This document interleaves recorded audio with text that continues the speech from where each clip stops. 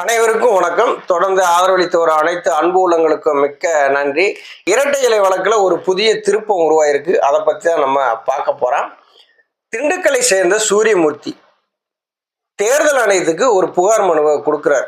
அதில் என்ன குறிப்பிட்டிருக்காரு அப்படின்னா, அதிமுக சட்ட விதிகளுக்கு முரணாக செயல்படுது, அதிமுகவில் உட்கட்சி பூசல் அதிகமாக இருக்குது, தொடர் தோல்விகளை கொடுத்துட்டு வர்றாரு எடப்பாடி பழனிசாமி.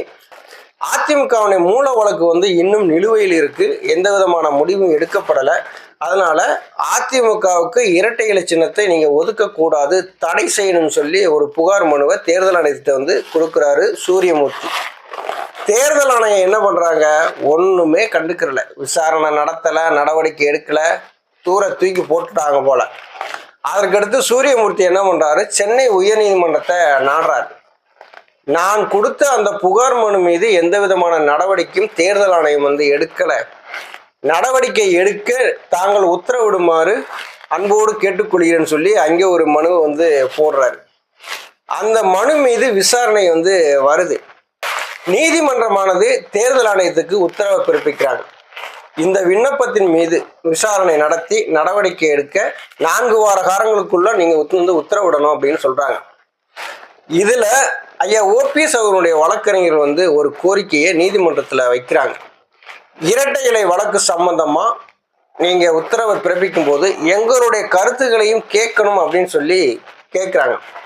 உடனே நீதிமன்றமும் அதை ஏற்றுக்கொண்டு ஓபிஎஸ் அவர்களுடைய அந்த கருத்துக்களை கேட்ட பின்னரே நீங்கள் உத்தரவை பிறப்பிக்க வேண்டும் அப்படின்னு சொல்லிட்டாங்க.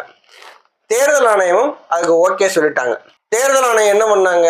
சூரியமூர்த்தி, ஐயா ஓபிஎஸ், எடப்பாடி பழனிசாமி இவங்களுக்கெல்லாம் நோட்டீஸ் அனுப்பிட்டாங்க. 19ஆம் தேதி சூரியமூர்த்தி போறாரு, எழுத்துப்பூர்வமான ஒரு இதுகளை கொடுக்குறாரு. 23ஆம் தேதி ஐயா ஓபிஎஸ் அவர்களும் எடப்பாடி பழனிசாமி அவர்களும் போய் அங்கே நேரடியாக தங்களுடைய கருத்துக்களை வாதங்களை வைக்க போறாங்க. இதை அடுத்து என்ன நடக்குது? மதுரை உயர்நீதிமன்ற கிளையில ராம்குமார் ஆதித்தன், சுரேன் பழனிசாமி 2 பேரும் ஒரு விண்ணப்பத்தை போடுறாங்க. எங்களையும் இதுல ஒரு ஆளா இணைச்சுக்கிறணும், எடப்பாடி பழனிசாமி பொதுச் செயலாளர் தேர்ந்தெடுக்கப்பட்டதை மறுபரிசீலனை செய்யணும் அப்படின்ட்டு. உடனே தேர்தல் ஆணையம் என்ன பண்றாங்க? அவங்களுக்கும் ஒரு நோட்டீஸ் அனுப்புறாங்க. நீங்க 24ஆம் தேதி உங்களுடைய கருத்துக்களை தெரிவிச்சிருங்க அப்படின்ட்டு. ஏற்கனவே பல முறை மனுவை கொடுத்துருக்கிறாரு புகழேந்தி. டெல்லி நீதிமன்றம் என்ன சொன்னாங்கன்னா, புகழேந்தி மீது இருக்க அந்த மனு விரைந்து விசாரணை நடத்துங்க அப்படின்னு சொல்லியிருந்திருக்காங்க ஏற்கனவே. ஆனால் தேர்தல் ஆணையம் எந்த விதமான விசாரணையும் நடத்தலை. இப்போ சூரியமூர்த்தி கொடுத்த அந்த விண்ணப்பத்தின் மீது விசாரணை நடத்த இருக்கிறதுனால இப்போ தேர்தல் ஆணையம் எல்லாத்துக்குமே நோட்டீஸ் அனுப்பிட்டாங்க. இப்போ 24ஆம் தேதி நீங்களும் நேரில் ஆஜராகி உங்களுடைய கருத்துக்களை தெரிவிக்கணும்னு சொல்லி தமிழ்நாடு தலைமை தேர்தல் ஆணையம் மூலம் ஒரு நோட்டீஸை புகழேந்தி அவர்களுக்கும் அனுப்பிட்டாங்க. இவரும் 24ஆம் தேதி இங்கேருந்து போகிறாங்க. இப்போ அந்த இரட்டை இலை யாருக்கு சொந்தம் அப்படிங்கிறது ரொம்ப முக்கியம் இல்லையா? இப்போ அந்த இரட்டை இலை யாருக்கு சொந்தமாக இருக்கும்? கட்சியினுடைய அடிப்படை விதி மூலம் தேர்ந்தெடுக்கப்பட்டவர்களுக்கு தான் இந்த இரட்டை இலை சொந்தமாக இருக்கும். ஒரு ஓட்டுல இரட்டை தலைமையை தேர்ந்தெடுத்த பின்னாடி ஒற்றை தலைமைக்கு ஆசைப்பட்டு இந்த கட்சியை பிளவுபடுத்தி இரட்டை இலை முடங்குற அளவுக்கு கொண்டு போய் சேர்த்த பெருமை எடப்பாடி பழனிசாமியை தான் சாரும். எடப்பாடி பழனிசாமிக்கு இந்த இரட்டை இலை சின்னம் தற்காலிகமாக தான் கிடைக்குது, நிரந்தரமாக அவருக்கு கிடையவே கிடையாது. கர்நாடகாவில் தேர்தல் நடக்குது. அந்த தேர்தல் சமயத்தில் எடப்பாடி பழனிசாமி இங்கே டெல்லி உயர்நீதிமன்றத்தை நாடுறாரு. எங்களுக்கு இரட்டை இலை சின்னம் வேணும் அப்படின்னு சொல்றாரு. உடனே அந்த காலகட்டத்தில் இதே தேர்தல் ஆணையம் என்ன பண்ணுறாங்கன்னா, தற்காலிகமாக நீங்கள் பயன்படுத்திக்கிங்க அப்படின்னு சொல்கிறாங்க.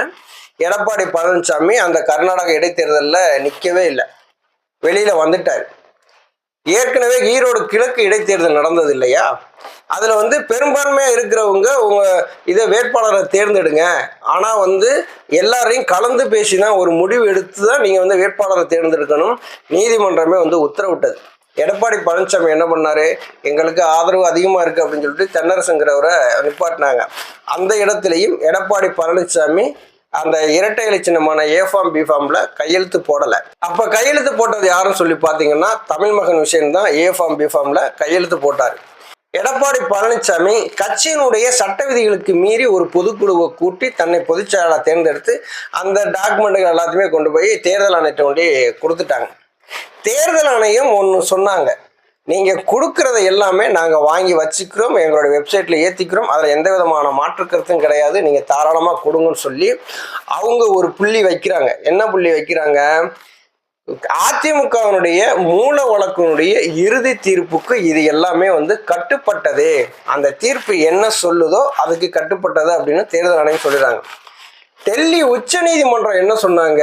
எடப்பாடி பழனிசாமி இங்கேருந்து போனார் இல்லையா, அந்த உச்ச நீதிமன்றத்தில் அவங்க என்ன சொன்னாங்க அப்படின்னா, இந்த கட்சியினுடைய மூல வழக்குகளை கீழமை நீதிமன்றங்களை வச்சு நீங்கள் முடிவு பார்த்துக்குங்க அப்படின்னு அவங்க சொல்லிட்டாங்க. நாங்கள் இப்போ கொடுக்கக்கூடிய அந்த தீர்ப்பு எந்த வகையிலையும் கீழமை நீதிமன்றங்களுக்கு கொடுக்கக்கூடிய தீர்ப்புகளை கட்டுப்படுத்தாது அப்படின்னு அவங்க சொல்லியிருக்காங்க. இப்போ எடப்பாடி பழனிசாமி என்ன நினைக்கிறாரு அப்படின்னா, என்கிட்ட எல்லாமே இருக்கு, கட்சி இருக்கு, கொடி இருக்கு, சின்னம் இருக்கு, எல்லாமே இருக்கு, எனக்கு தான் சின்னம் வரும் அப்படின்னு சொல்றாங்க.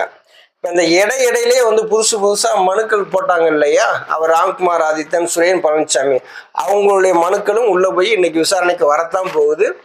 ஏற்கனவே விசாரணைக்க தவறிய இது புகழேந்தியவர்களுடைய மனுக்களும் இப்போ விசாரணைக்கு வந்திருக்கு. எல்லாத்துக்குமே நோட்டீஸ் அனுப்பிட்டாங்க.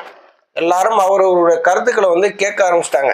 இப்போ இந்த இரட்டை இலை வழக்கு சூரியமூர்த்தி கொடுத்த அந்த வழக்கு விசாரணை வரும்போது எல்லாத்தையும் சேர்த்தே நம்ம விசாரிச்சிருவோம் அப்படின்னு சொல்லி தான் தேர்தல் ஆணையமானது எல்லாருக்கும் நோட்டீஸ் அனுப்பியிருக்கு. டிசம்பர் 26 வரைக்குமே ஒருங்கிணைப்பாளர், இணை ஒருங்கிணைப்பாளர் அவர்களுக்கான அந்த பதவிக்காலம் இருக்குது. இப்போ எடப்பாடி பழனிசாமி தேர்தல் ஆணையத்திட்ட போய் தன்னை பொதுச் செயலாளர் தேர்ந்தெடுத்த உடனேயே இணை ஒருங்கிணைப்பாளர் பதவியை ராஜினாமா பண்ணி கொடுக்குறாரு. சென்னை உயர்நீதிமன்றத்தில் ஒரு வழக்கு விசாரணைக்கு வரும்போது எடப்பாடி பழனிசாமி பொதுச் செயலாளர்னு சொல்லி கொடுக்கும்போது நீதிமன்றம் என்ன சொல்கிறாங்க, இந்த பொதுச் செயலாளர் எப்படி வந்ததுன்னு கேட்குறாங்க. உடனே எடப்பாடி பழனிசாமி மன்னிப்பு கேட்டு இணை ஒருங்கிணைப்பாளர்னு எழுதி கொடுக்குறாரு. நீதிமன்றத்திலுமே எடப்பாடி பழனிசாமி இணை ஒருங்கிணைப்பாளராக தான் இருக்காரு, தேர்தல் ஆணையத்திலையும் இணை ஒருங்கிணைப்பாளராக தான் இருக்கிறாரு. ஏன்னா அது 2026 வரைக்குமே உங்களுடைய அந்த ஒத்த ஓட்டில் 2 பேரை தேர்ந்தெடுத்தாங்க இல்லையா, அது இருக்குது. கட்சியினுடைய சட்ட விதிகளின்படி அதிமுக செயல்படுதா அப்படின்னா கண்டிப்பாக கிடையாது. ஒருங்கிணைப்பாளர் இல்லாமலேயே ஒரு பொதுக்குழு கூட்டிட்டாங்க. நேற்று நடந்த ஒரு பொதுக்குழுவுமே அப்படி தான் கூட்டியிருக்கிறாங்க. ஒருங்கிணைப்பாளர் ஐயா ஓபிஎஸ் அவர்களுடைய கையெழுத்து இல்லாமல் இந்த பொதுக்குழு கூட்டினது, அதில் ஏற்கப்பட்ட தீர்மானங்கள், அதனுடைய கட்சியினுடைய நடவடிக்கைகள் செல்லுமா அப்படின்னா கண்டிப்பாக செல்லாது. பார்க்கறதுக்கு செல்றது மாதிரி தெரியும். எடப்பாடி பழனிசாமிகிட்ட பொதுக்குழு செயற்குழு உறுப்பினர்கள்லாம் இருக்கிறாங்க, அதனால இவர் பொதுச் செயலாளர் அப்படின்னு சொல்லிட்டு பார்க்குறவங்களுடைய பார்வையில தெரியுமே தவிர கட்சியினுடைய சட்ட விதிகள் பிரகாரம் பார்த்தீங்கன்னா எந்த பொதுக்குழுவுமே செல்லாது. இதில் இருக்கக்கூடிய தீர்மானங்கள் இந்த கட்சியினுடைய நடவடிக்கை கொண்டு போய் தேர்தல் ஆணையத்தை கொடுப்பாங்க. தேர்தல் ஆணையம் என்ன சொல்லணும், மூல வழக்கு இருக்குப்பா, அந்த முடிவு தான் இதுக்கு கட்டுப்பட்டது அப்படின்னு சொல்லிட்டு ஒரே வார்த்தையில் முடிச்சிருவாங்க. கட்சியின் சட்ட விதிகள் படி தேர்தல் ஆணையம் ஒரு முடிவு எடுத்தாங்க அப்படின்னா கட்சி 2ஆக பிளந்துருச்சு அப்படின்னு சொல்லி தேர்தல் ஆணையத்துக்கு தெரிஞ்சதுன்னா 2 பேருமே உங்களுடைய செல்வாக்கை நிரூபிச்சுட்டு வாங்க, அதுக்கப்புறம் தருவேன்னு சொல்லி இரட்டை இலை சின்னத்தை முடங்குவதற்கான வாய்ப்பு நிறையா இருக்கு.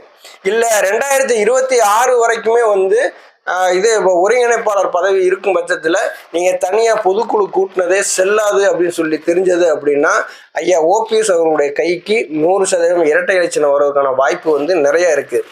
எது எப்படியாக இருந்தாலும் இரட்டை இலை சின்னம் 2026 டிசம்பர் வரைக்கும் இருக்கக்கூடிய ஒருங்கிணைப்பாளர்களில் சேரும். அப்படி இல்லைன்னா இரட்டை இலை சின்னம் முடங்கும். 89ல் என்ன நடந்ததோ அதே மாதிரி அவர்களுடைய பலத்தை நிரூபித்து அந்த இரட்டை இலை சின்னத்தை வாங்கிக்கணும்னு சொல்லக்கூடிய வாய்ப்புகளும் நிறைய இருக்கிறது. நன்றி, வணக்கம்.